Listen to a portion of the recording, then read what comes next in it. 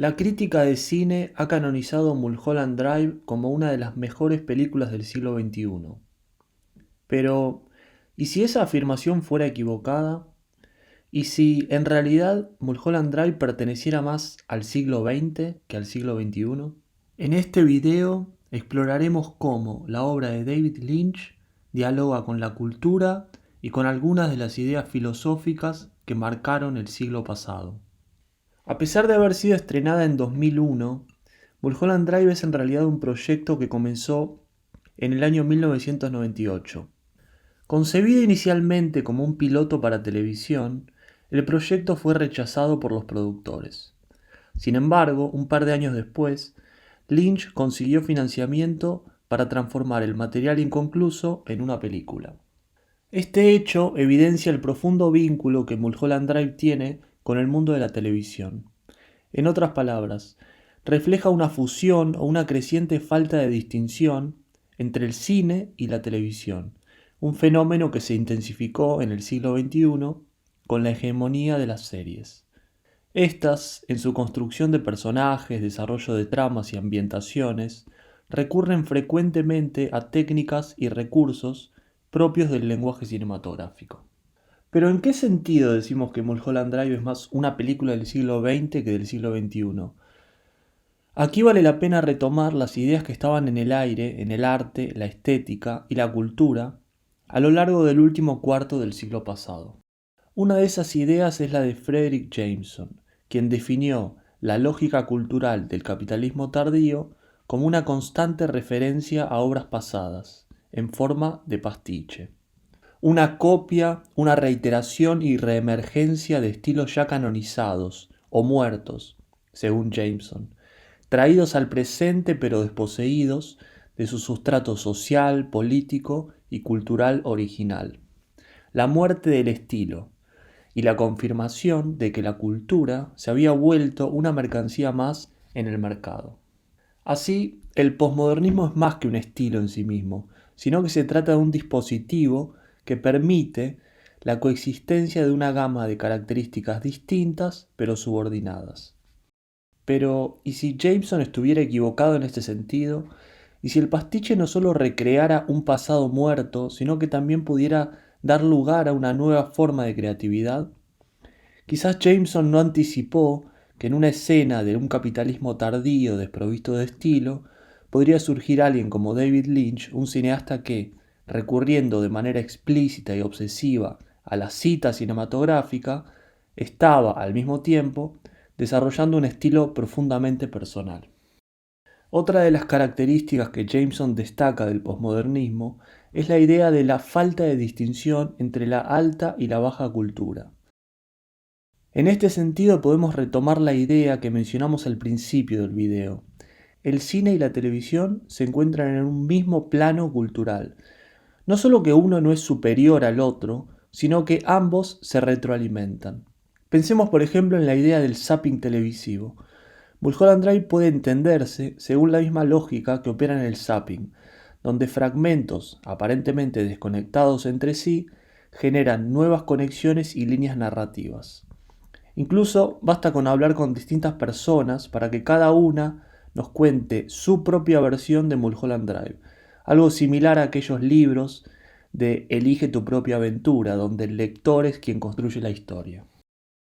La idea de la indistinción entre alta y baja cultura puede trasladarse a otros ámbitos de análisis.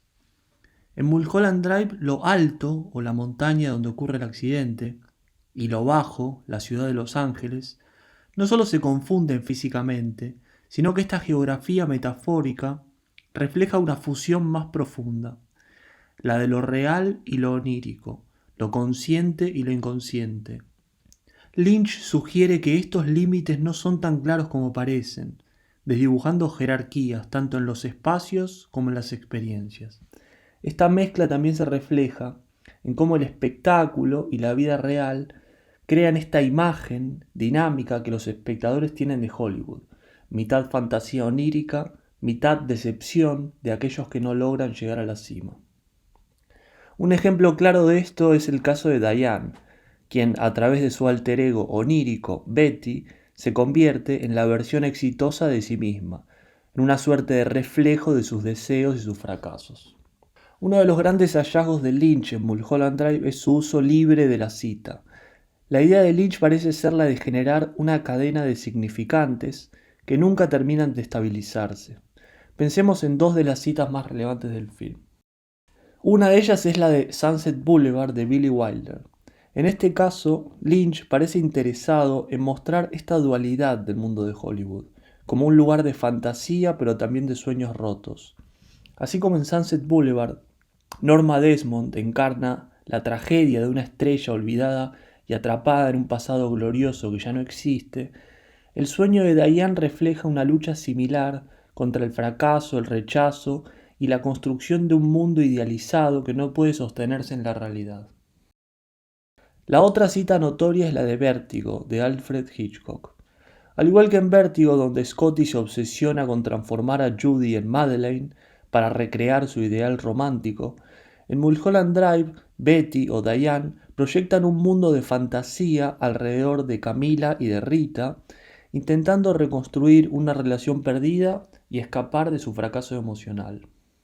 Pero lo interesante de estas dos citas, de Vértigo y de Sunset Boulevard, es que a diferencia de lo que pensaba Jameson, no se trata de obras cuyo significado ya esté fijado en el tiempo, ni mucho menos muerto.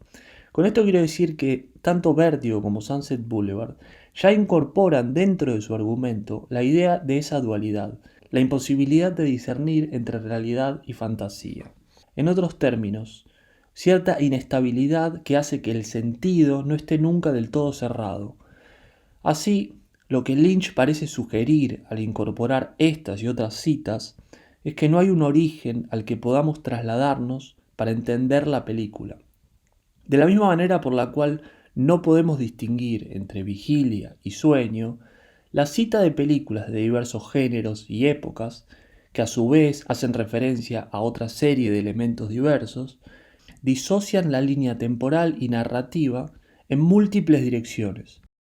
No solo Lynch recurre a los saltos temporales, sino que las películas que cita también hacen del tiempo un elemento maleable.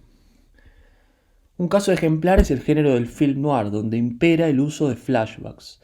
A su vez, Lynch utiliza de manera libre elementos del film noir, como los personajes sin pasado o sin memoria, las escenas en las que los protagonistas siguen y descubren pistas diversas, y las relaciones subterráneas y la idea de una conspiración, de algo que opera por debajo de la realidad aparente, en el caso de Mulholland Drive representados por estos personajes de la industria del cine, de los productores.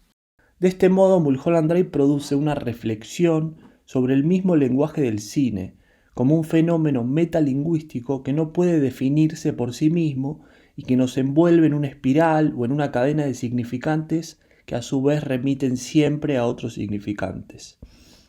En este sentido, la cita funciona también como elemento de creatividad onírica y de un tipo de alucinación. Esta visión de una realidad que se escapa se condensa en la escena del Club Silencio, cuando el presentador de la función, a la que Betty y Rita asisten de madrugada, repite una y otra vez: no hay banda, no hay banda. Esto puede leerse desde varias perspectivas. Dentro de la trama, el no hay banda puede significar que los personajes no encontrarán nada en su búsqueda por el sentido, o que la sed de respuestas a su situación existencial no tendrá una única o concreta resolución. Pero el no hay banda también hace referencia a la incapacidad del cine para explicar o abordar de forma coherente, totalizadora, un fenómeno tan complejo como el de la realidad. La realidad como tal no existe. Lo único que existe son interpretaciones de esa realidad.